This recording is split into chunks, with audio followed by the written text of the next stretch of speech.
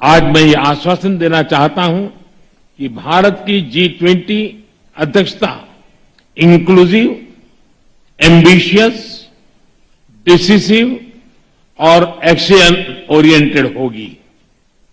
Excellency, अगले एक साल में हमारा प्रयत्न रहेगा कि G20 नए विचारों की परिकल्पना के लिए और सामूहिक एक्शन को गति देने के लिए एक ग्लोबल प्राइम मूवर की तरह काम करे। नमस्कार, हमारे इस खास कार्यक्रम में आपका स्वागत है। मैं हूं आदित्य श्रीवास्तव। आज बात G20 की कृषि कार्य समूह की बैठक की, जो इंदौर में 13, 14 और 15 फरवरी को होने जा रही है। मध्य प्रदेश का सबसे स्वच्छ शहर इंदौर, और वो मध्य प्रदेश जो लंबे समय से कृषि के क्षेत्र में अच्छा काम कर रहा है, और भारत कृषि प्रधान देश है। उस कृषि प्रधान देश में G20 की जब ये बैठकें होती हैं, खासकर कृषि कार्य समूह की अगर बात की जाए, तो कई महत्वपूर्ण विषयों को लेकर उस बैठक में चर्चा होनी है। वो विषय G20 देशों के साथ साथ दुनिया के लिए, अगर भारत वसुधैव कुटुंबकम की बात करता है, तो दुनिया के लिए कितने महत्वपूर्ण हैं। और खासकर G20 देश, वो आमंत्रित देश जो इस बैठक में शामिल होने के लिए आ रहे हैं, वो संस्थाएं जो कृषि के क्षेत्र में राष्ट्रीय अंतर्राष्ट्रीय स्तर पर काम कर रही हैं, वो आपस में एक सेतु बनाकर किस तरीके से नवाचारों को साझा कर सकते हैं, कैसे तकनीक के साथ आगे बढ़ सकते हैं, और अगर तमाम अलग अलग देश जो कृषि के क्षेत्र में आगे बढ़ रहे हैं, उनके लिए क्या बेहतर हो सकता है, इस पर मंथन इन तमाम बैठकों में होता है। कितनी महत्वपूर्ण ये बैठक जो इंदौर में होने वाली है, इस पर चर्चा के लिए हमारे साथ दो बहुत ही खास मेहमान हैं। सबसे पहले आपको उनसे परिचय कराते हैं। हमारे साथ केपी अग्रवाल जी हैं, वरिष्ठ कृषि विशेषज्ञ हैं, लंबे समय से कृषि के क्षेत्र में काम कर रहे हैं। मध्य प्रदेश की सरकार के साथ में भी किसानों के साथ खासतौर से अगर देखें तो जमीनी स्तर पर जाकर उनकी समस्याओं पे काम किया उन्होंने, और कैसे नवाचारों के साथ भारतीय कृषि आगे बढ़ रही है, उस पर अच्छी पकड़ रखते हैं। साथ साथ हमारे साथ अजय बोकिल जी हैं, वरिष्ठ पत्रकार हैं। बोकिल जी, बहुत बहुत स्वागत करते हैं। अग्रवाल सर, आपका ही बहुत बहुत स्वागत करते हैं। सर, सबसे पहले तो एक बहुत महत्वपूर्ण बैठक G20 कृषि कार्य समूह की अगर देखें तो इंदौर में होनी है। आप तो लंबे समय से सर कृषि के क्षेत्र में काम करते आ रहे हैं, कैसे इसको देखते हैं, कितनी महत्वपूर्ण ये बैठक भारत के, न सिर्फ भारत के लिहाज से, बल्कि G20 देशों में कृषि क्षेत्र को आगे ले जाने को लेकर? देखिए, ये हमारे प्रधानमंत्री का करिश्मा है और उनकी सोच और उनके विचार का ये परिणाम है, और ये हमारे सामने में आ रहा है। हमारे देश और प्रदेश की आज जो किसानों की स्थिति है, कितना सुधार आया है उनके कार्यकाल के दौरान, ये हम सभी से छुपा नहीं है। किसानों की आय, जब उन्होंने कहा था मध्य प्रदेश में आकर के कि किसानों की आय दुगनी करना है, तो लोगों को अजूबा लगता था कि कैसे होगी, क्या होगा। आज प्रत्यक्ष रूप से दिखने लगा है कि किसानों की आय निश्चित रूप से दुगनी हो रही है और किसान इस क्षेत्र में आगे बढ़ रहे हैं। चाहे कृषि के क्षेत्र में नई तकनीकी की बात हो, या प्राकृतिक खेती की बात हो, या माइनर मिलेट्स की बात हो। जो हमारे आदिवासी क्षेत्र थे, 89 विकासखंड जो हमारे मध्य प्रदेश में है, सभी विकास खंडों में, सभी आदिवासी क्षेत्रों में मिलेट्स के क्षेत्र में हम लोग वृद्धि करने जा रहे हैं। शासन, हम इस वर्ष मिलेट वर्ष भी मना रहे हैं, आपको अंतर्राष्ट्रीय मिलेट वर्ष, तो इसमें भी बहुत सारे काम, बहुत सारी योजनाएं जो है ना आ रही हैं, और किसानों को विभिन्न तरीके से, अभी हमारे C8 में कल ही G20 के परिप्रेक्ष्य में मैनेज हैदराबाद, भारत सरकार एग्रीकल्चर डिपार्टमेंट और C8 के संयुक्त तत्वाधान में एक कार्यशाला वुमेन लीड डेवलपमेंट के ऊपर एक कार्यक्रम हुआ था, जिसमें प्रदेश के जो महिला एंटरप्रेन्योर्स हैं, वो सारे के सारे यहाँ पर आए थे, जिसमें 4 बैंकर्स के साथ में मैनेज और भारत सरकार की ओर से बैंकर्स ने MOU हस्ताक्षर किए, जिसमें ये संकल्प लिया गया कि हम महिलाओं के जो SHG हैं, या महिलाओं को आगे बढ़ने के लिए जो फाइनेंशियल समस्याएं आती हैं, उसमें बैंक जो है ना पूरी सहायता से काम करेगा, और उनको आगे बढ़ने के लिए जो भी सरकार की स्कीम है, जो भी प्रावधान है, और जो प्रावधान नाबार्ड बैंक जो भी उनके प्रावधान है, उसके अनुसार बिल्कुल सहर्ष मदद करेगा उनको।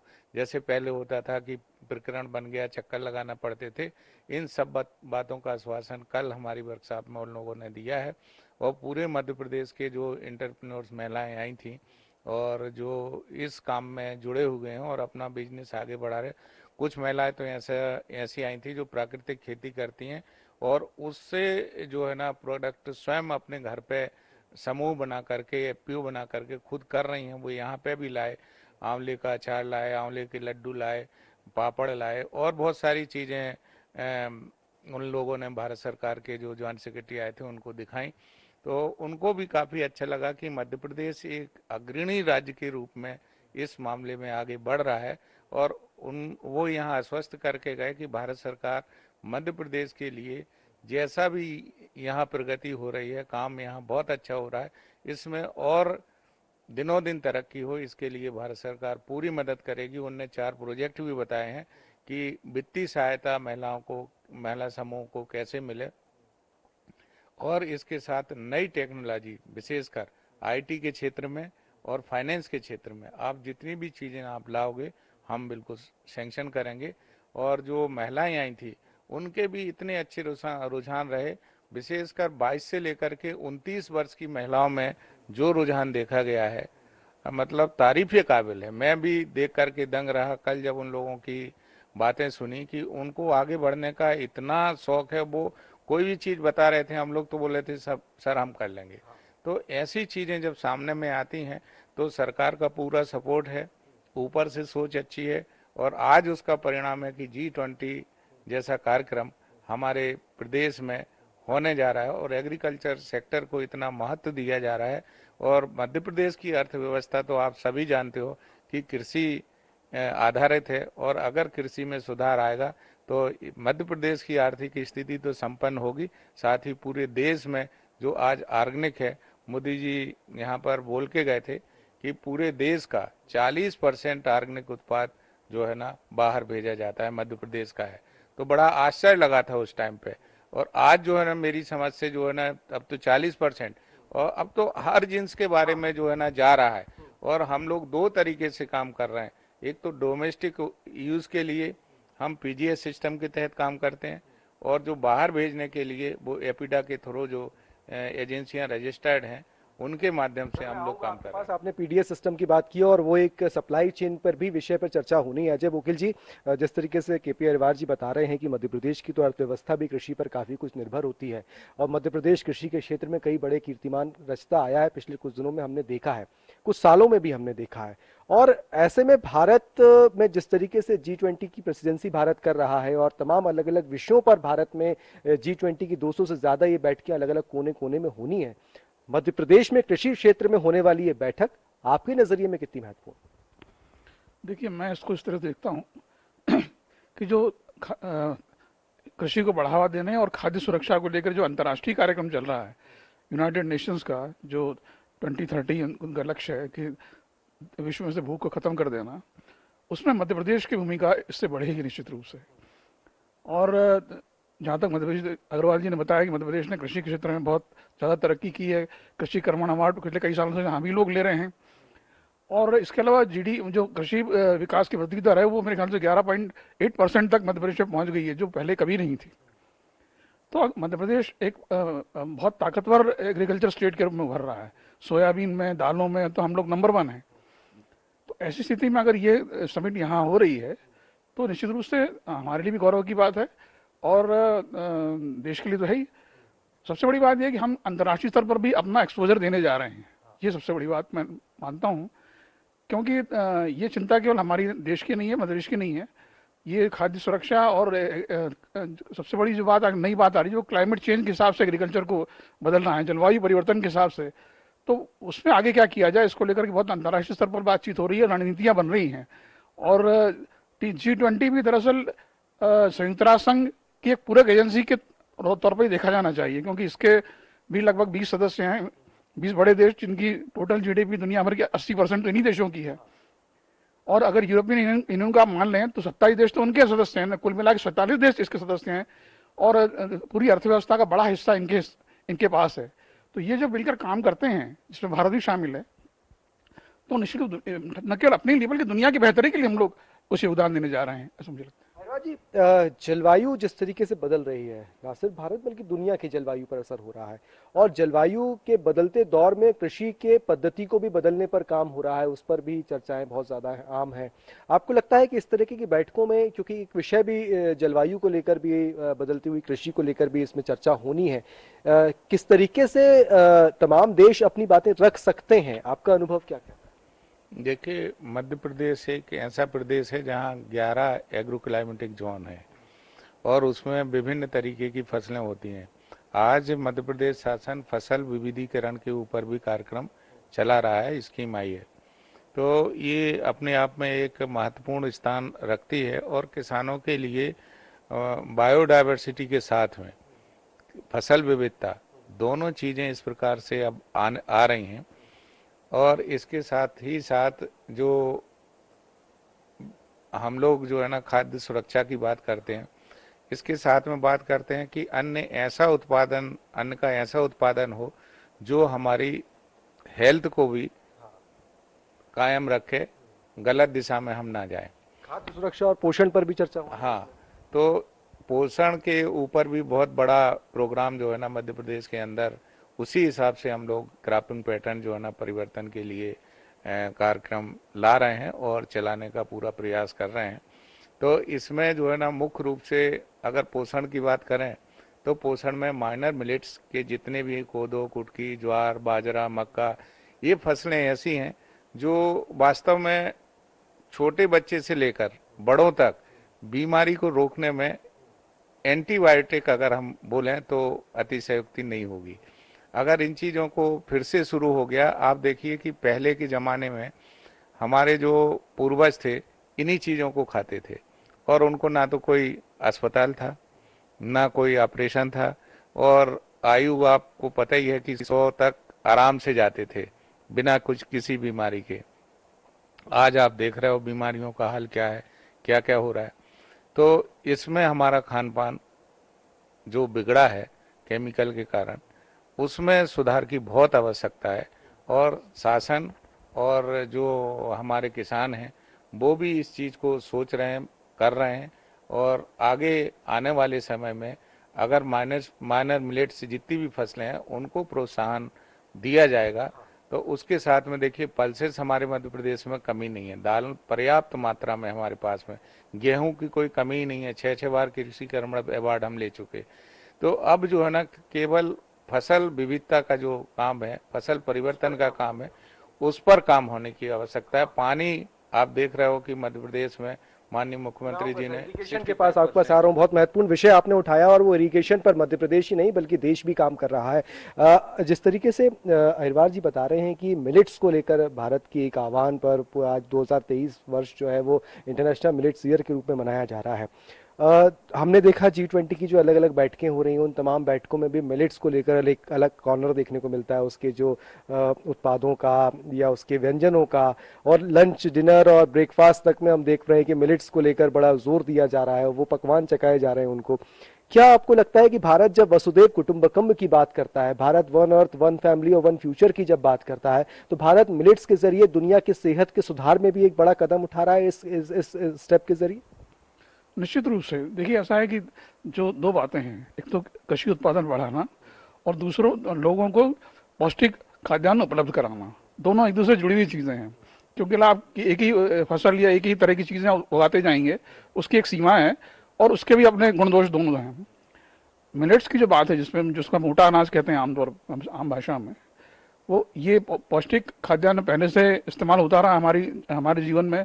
पिछले कुछ सालों में गेहूं का प्रचलन खाने में बढ़ गया है, वो अलग बात है, लेकिन आज से कुछ साल पहले तक, मतलब 40-50 साल पहले तक भी हम लोग इसका इस्तेमाल ज़्यादा करते थे, लेकिन बाद में कुछ कई कारण है उसके पीछे, तो गेहूं का उपयोग ज़्यादा होने लगा, गेहूं चावल ज़्यादा खाया जाने लगा, ये स्टेपल फूड हो गया एक तरह का, और बाकी दूसरे जो है वो हाशिए पर चले गए और कई जगह तो जानवरों को खिलाने का सिलसिला शुरू हो गया।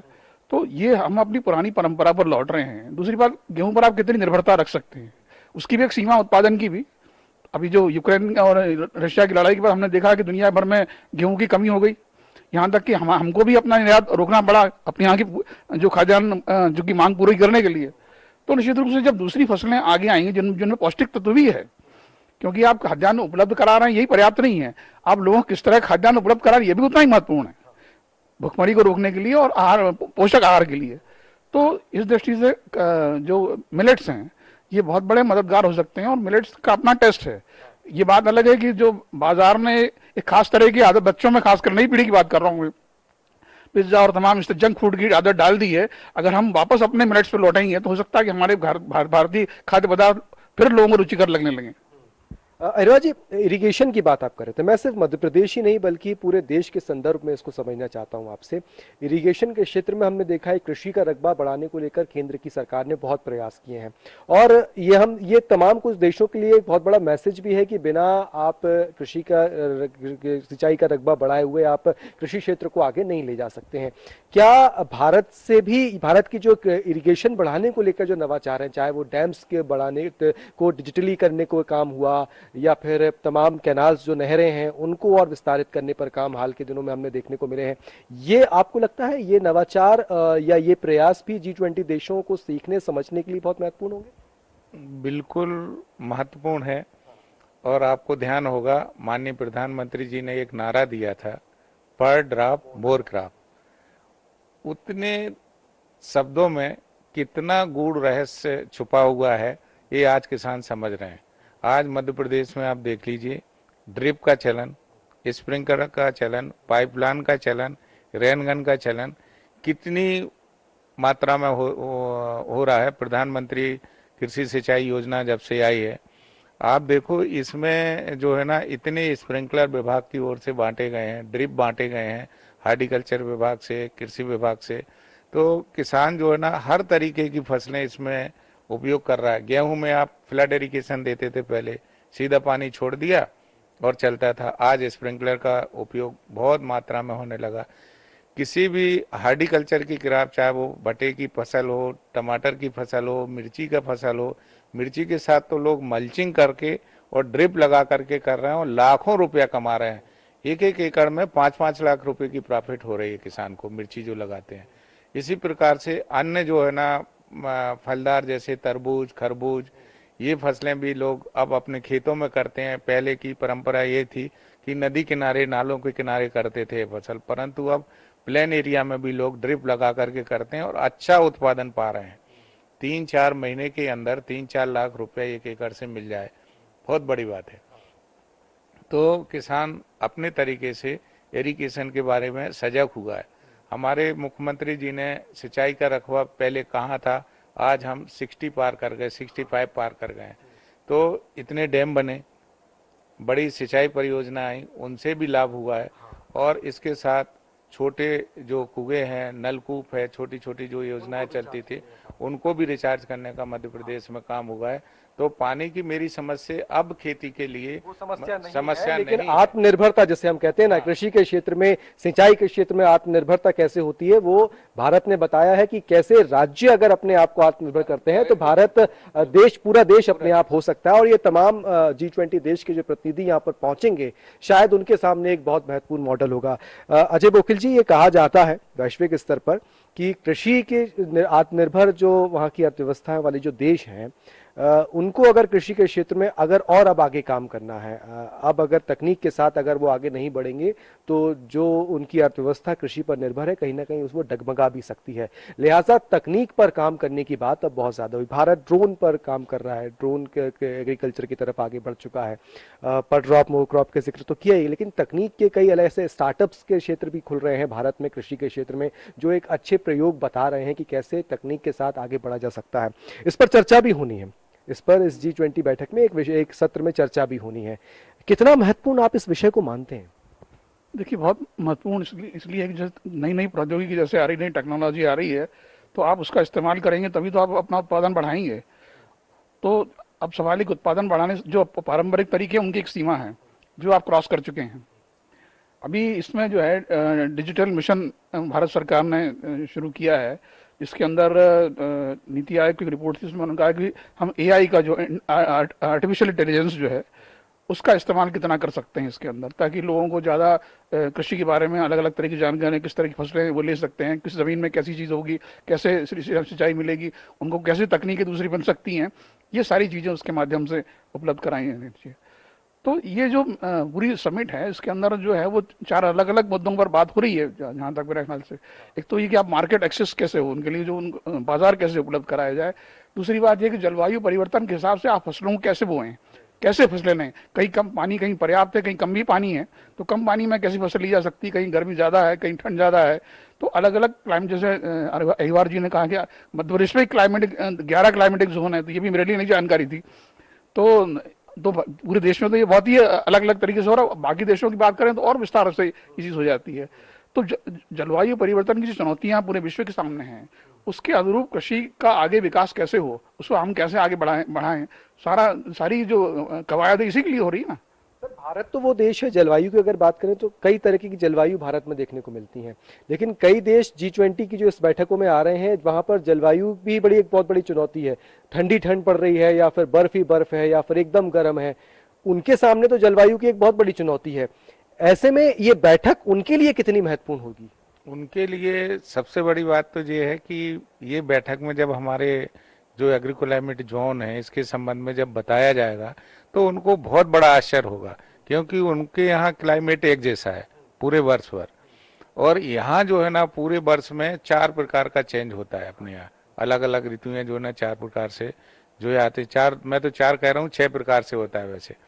तो ये बहुत बड़ा चेंज वो देखेंगे और उसके हिसाब से जब प्रेजेंटेशन में ये बात आएगी कि यहाँ इतनी विविधता है और विविधता के साथ में जो है ना क्रॉप डाइवर्सिफिकेशन इतना ज़्यादा है, तो उनको भी लगेगा कि यहाँ का जो चीज़ है और यहाँ का जो स्वाद है उनके लिए निश्चित रूप से भाएगा और वो चाहेंगे कि यहाँ की का कोई भी उत्पाद हम किसी भी रेट पे परचेज करने के लिए तैयार हैं। तो हमारे के लिए सबसे बड़ा प्लेटफॉर्म जो हमारे देश के अंदर वो होता है कि बाहर से जो करेंसी आने का वो है, वो एग्रीकल्चर प्रोडक्ट जितने भी उनको अच्छे लगेंगे वो निश्चित रूप से हमारे लिए एक विस्तार से बहुत बड़ा मार्केट देने वाले हैं। इंपोर्ट एक्सपोर्ट एग्रीकल्चर क्षेत्र में कहीं ना कहीं उस पर फायदा हो सकता है। सर, कितना तैयार है मध्य प्रदेश? हाल में प्रवासी भारतीयों का स्वागत किया उसी इंदौर ने, देश के सबसे स्वच्छ शहर ने। अब G20 देशों के जो प्रतिनिधि आ रहे हैं उनके स्वागत करना है। मालवा की संस्कृति, मालवा का खान पान मिलेगा। ना सिर्फ मालवा की संस्कृति खान पान मिलेगा बल्कि ही आसपास की पर्यटन स्थल भी वो घूमने वाले हैं। मांडू का दौरा उनको कराया जाएगा, इंदौर का राजवाड़ा वो देखेंगे, हेरिटेज वॉक पर वो निकलेंगे। क्या छवि मध्य प्रदेश की देखने को मिल सकती है?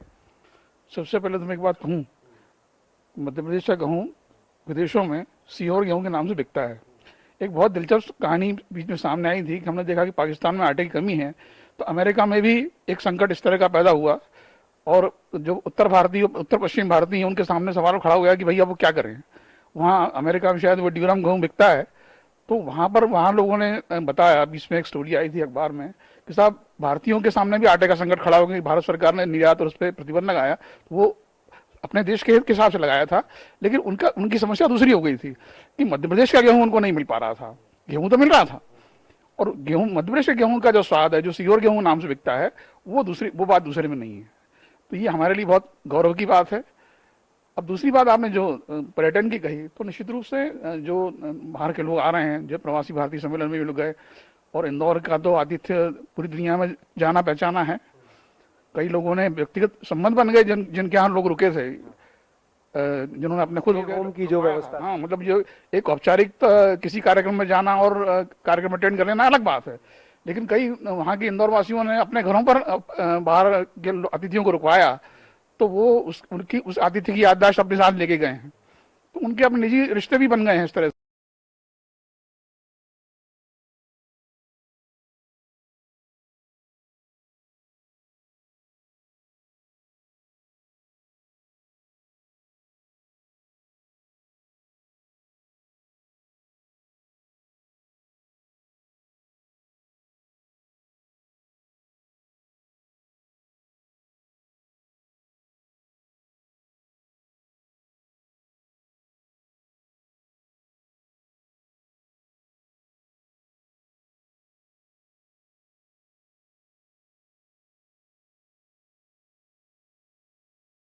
लेकिन एग्रीकल्चर वर्किंग ग्रुप की अगर बात की जाए तो वो अलग अलग बैठकें अभी तो मध्य प्रदेश में हो रही है, इसके अलावा देश के कुछ और राज्यों में भी होनी है, और उसके बाद जो चौथी बैठक होगी वो मिनिस्ट्रियल लेवल की होगी, और वहां एक डिक्लेरेशन निकलेगा, और जो फिर अंतिम बैठक जो राष्ट्राध्यक्ष लेवल पर होनी है, अगर कुछ ऐसे निर्णय तमाम दुनिया को लगते हैं, तमाम G20 देशों को लगते हैं जो वैश्विक स्तर पर लिए जा सकते हैं, उस पर एक फाइनल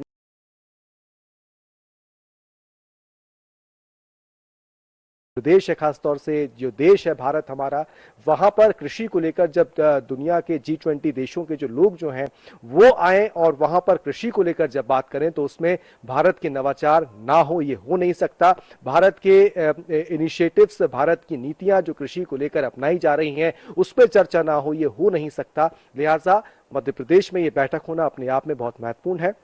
200 से ज्यादा जगहों पर देश भर में G20 की अलग अलग विषयों पर यह बैठक होनी है, और भारत की संस्कृति, भारत की विविधता, भारत के खान पान से परिचय कराया जाएगा उन तमाम विदेशी मेहमानों को जो भारत तमाम अलग अलग क्षेत्रों में चर्चा के लिए पहुंच रहे हैं। फिलहाल हमारे इस खास कार्यक्रम में इतना ही। अजय बोकिल जी, बहुत बहुत धन्यवाद करेंगे आपका हमारे साथ जुड़ने के लिए। अग्रवाल जी, आपका बहुत बहुत धन्यवाद करेंगे हमारे साथ जुड़ने के लिए। फिलहाल इस कार्यक्रम में इतना ही, दीजिए इजाजत, नमस्कार।